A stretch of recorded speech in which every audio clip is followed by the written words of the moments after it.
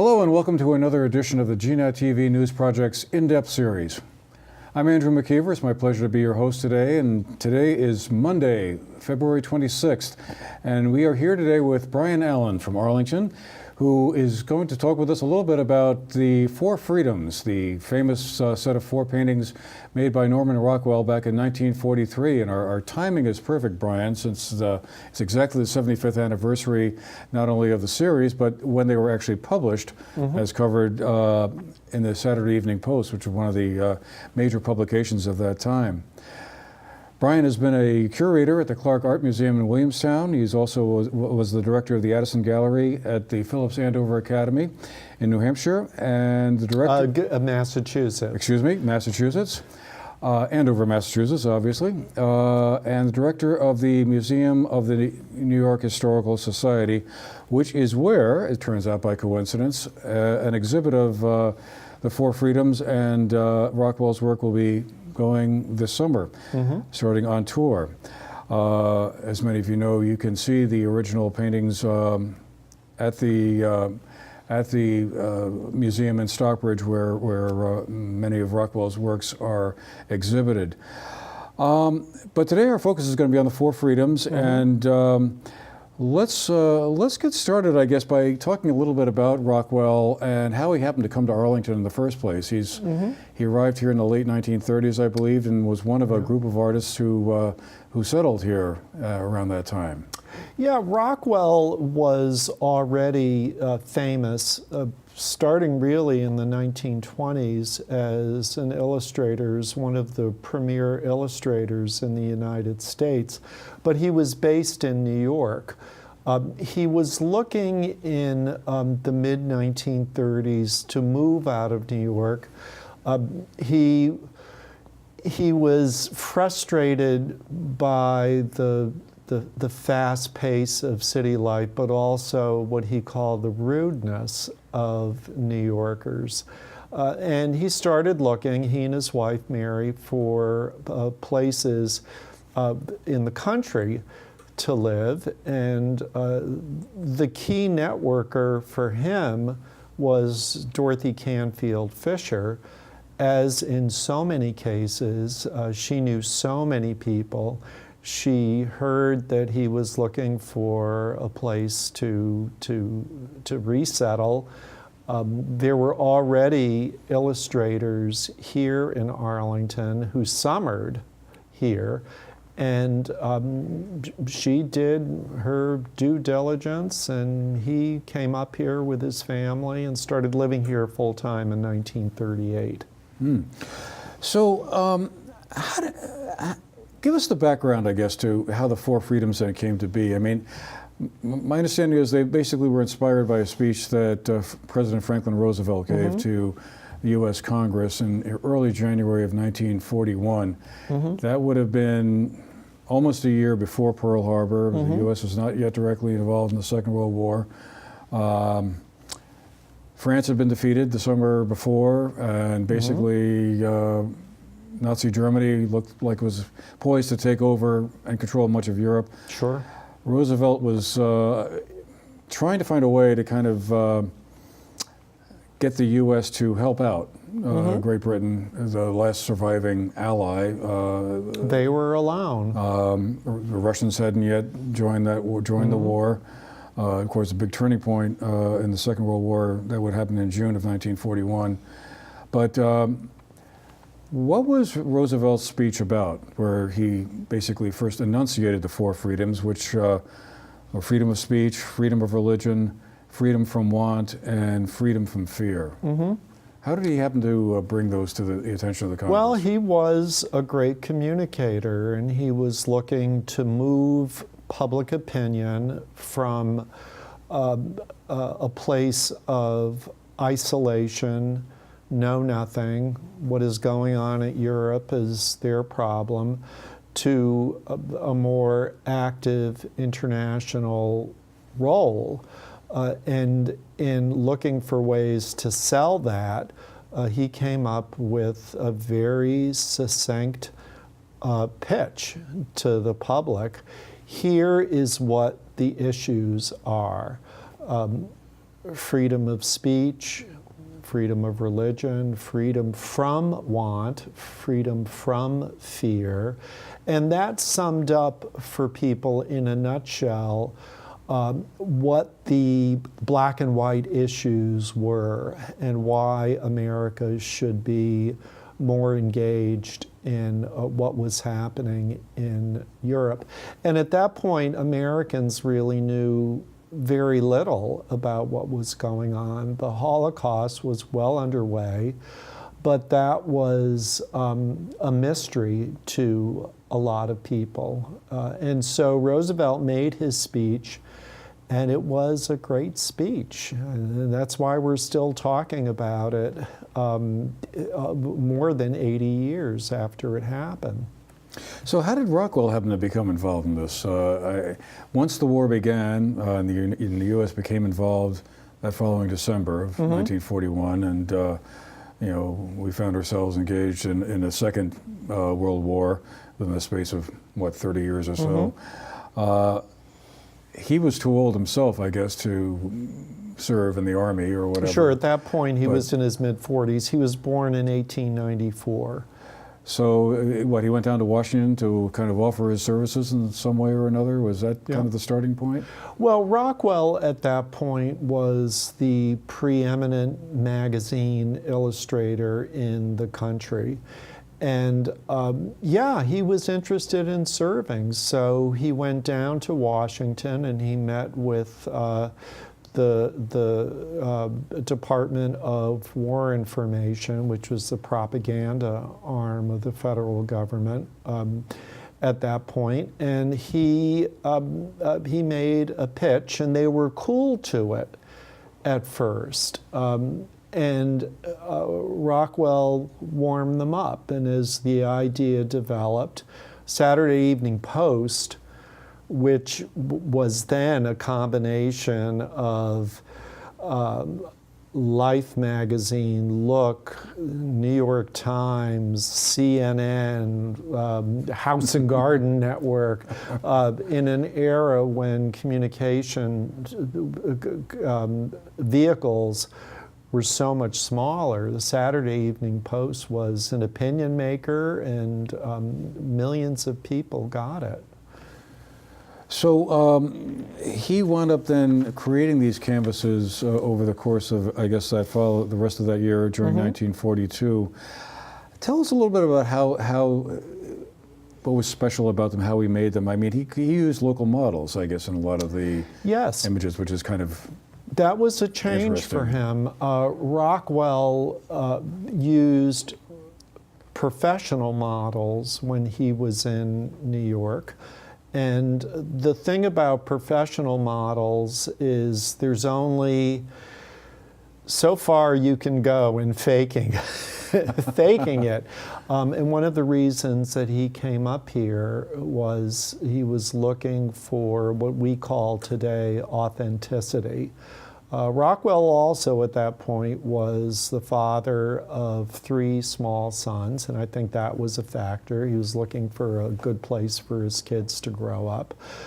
So he came up here, and one of the benefits of coming up here was the availability of people who were embedded in real life. And he drew his models really from the time he came up here in the 1930s, from factories, from farms, from the people he met every day at the gas station, the grocery store, the town hall, square dances, churches. And that transformed his work. His work in the 1920s and 30s before he came up here was very charming. Lots of kitsch, lots of what I call cheap anecdote. But when he comes up here and he starts using real models drawn from everyday life, his work starts to have a bite to it. Because he's up in Vermont, his aesthetic changed. His work becomes more Spartan. just as Vermonters are known throughout the country of being people of few words. His work becomes simpler, more direct, and he cuts out the frills, and it's got a lot more punch. You could not find professional models to play the parts that he had in mind. And he had, for each of his pictures, very specific physical types in mind, and he shopped around for them locally. Are there any stories behind each one of these four paintings? I mean, the one I'm most familiar with is the freedom of speech one, where he has a young man standing up at a town meeting in Arlington. It must have been in 1942, apparently voicing an unpopular point of view about something. Sure. Everyone's listening respectfully. I guess that was the inspiration for that painting, but there must have been comparable inspirations for the other three as well. Sure, each one has a story behind it. In the case of freedom of speech, that is rare, almost unique among Rockwell's work in that it's based on something that actually happened. In the case of freedom from want, yes, that's a Thanksgiving dinner. There are hundreds of millions of Thanksgiving dinners that occur every year. So it's something that actually happens, and the models were people who Rockwell knew very well. But in the case of freedom from speech, yes, that was based on a town meeting that actually occurred in Vermont, in Arlington, about the time that that Rockwell tackled the Four Freedoms. The old high school in Arlington burned down. It was on the same site as the new high school, the current high school is, but there was a fire, and it was a catastrophic fire, and the high school burnt down. So within a couple of months, the Board of Education, the town fathers began to think about what they were going to do, how and if they were going to replace the high school. And it was contentious. Vermonters are skinflints when it comes to spending money, and it was forever so then and now. The town meeting had to appropriate the money, and there was a special town meeting that occurred not too long after the school burned down to build a new high school, to authorize the expenditure of, I think it was something like $130,000 to build. Which was a lot of money in 1942. Which was a lot of money. It attracted a lot of interest. On the one hand, there was a lot of pride in the town that we had our own high school. It's a small town, very small town then. On the other hand, there were some people who thought, okay, let's start looking at sending our kids to Bennington for high school and not keeping them here locally. So it was controversial. It was controversial also because Arlington in the 1930s and 1940s was not a rich town. There were a lot of people in town, because it was agricultural, were affected by the Depression and the collapse of commodity prices. The run-up in commodity prices that occurred during the war hadn't happened yet. So at the town meeting, one man, Jim Edgerton, who lived next door to Rockwell in West Arlington, who was a farmer, dairy farmer, he got up and he spoke against it, the appropriation. And that is the moment that we're seeing. And his concern, his concern was really interesting to learn about. And I went back and I listened to tapes, interviews that were made in the 1980s with Jim Edgerton's widow's wife, longtime wife, Dorothy, also his daughter. He was concerned about the effect on taxes, borrowing.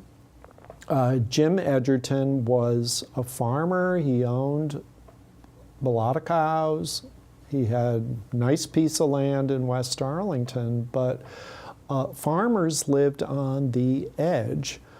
Two things affected Edgerton in the late 1930s. One was the price of milk dropped, and that milk check, when it came every month, was essential for him in supporting his family and his farm. The other thing is that Edgerton's herd was infected with hoof and mouth disease, and his herd in the late 1930s was destroyed. So he was reeling financially and wasn't crazy about the idea of paying extra taxes. He got up and he spoke at the town meeting. People listened to him. That's what makes the town meeting form of government work, is that people can get up and they can say whatever they want, and then they vote however they want. He was outvoted. It was, I think, 125 to 15. He was outvoted, but the irony of it all is when construction began at the high school, Jim Edgerton was hired on the construction crew, and he made something like $1 an hour, 85 cents an hour, I think he made, which was money that he really needed. So short term, he did benefit from the high school going up. What do you think is the reason why these four paintings have endured so long, for 75 years, in the popular imagination of the country? I mean, I guess what makes them iconic, is with a short way of putting it, is it that he really did capture four aspects of what we like to think of anyway as being, qualities of the American experience that Yes. Not only captured the moment in the 1940s during a world war, but continue on to this day, we like to think anyway, as being part of our experience here? Well, I would start with Rockwell being a very good storyteller. The pictures cut to the chase in presenting core concerns, priorities, desires that everybody has as a human being, and that we in America have as citizens. Freedom of speech is better defined as freedom of conscience, which we take for granted, but doesn't exist in most of the world, and certainly didn't exist in the early 40s in any other part of the world except those countries like the UK that were staggering and trying to face this great totalitarian threat. The pictures are easy to read. The characters have the look and feel of authenticity and authority.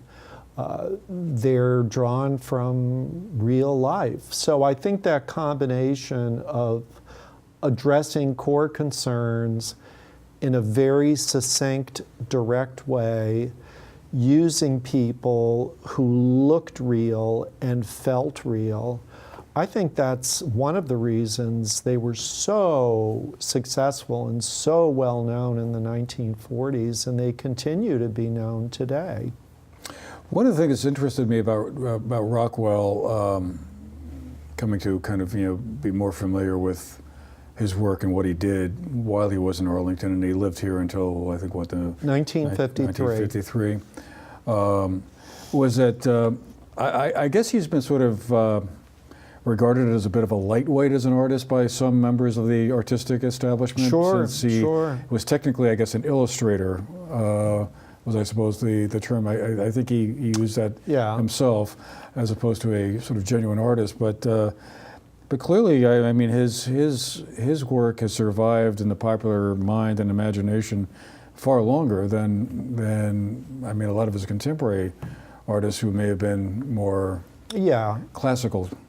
Well, it's something that I experienced when I was in graduate school. The Rockwell was treated with contempt by almost all of my colleagues, both my fellow graduate students and professors, for a lot of reasons. And I think one is that he was an illustrator, which to them means he was commercial. Academics don't like anything that's commercial.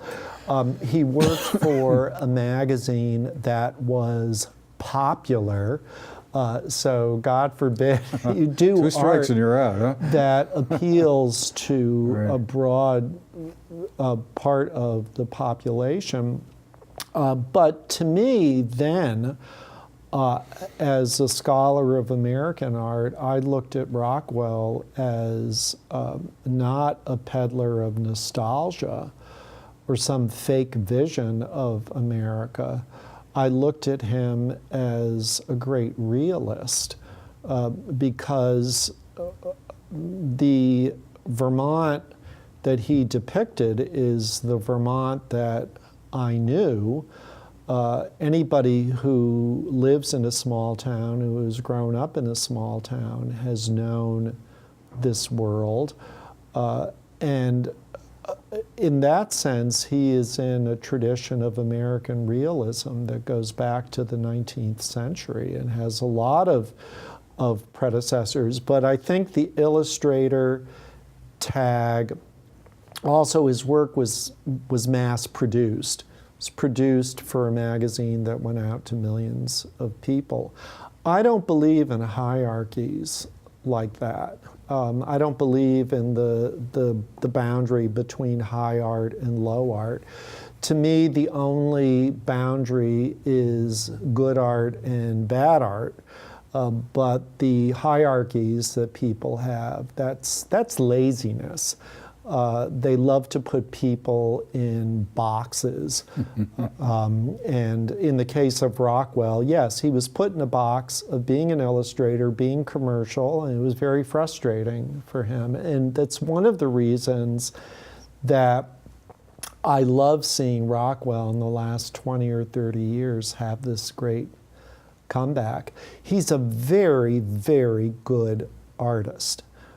He's got an eye for that very simple little anecdote that tells a very broad story. In the case of freedom of speech, that is summed up in just a very straightforward way. You don't have a lot of clutter. It's one of the things Rockwell did when he came up here, is he started to eliminate clutter from his pictures, and he started focusing, focus relentlessly on what the actual story is. So you've got in freedom of speech, you don't have a lot of actors. The composition is very simple.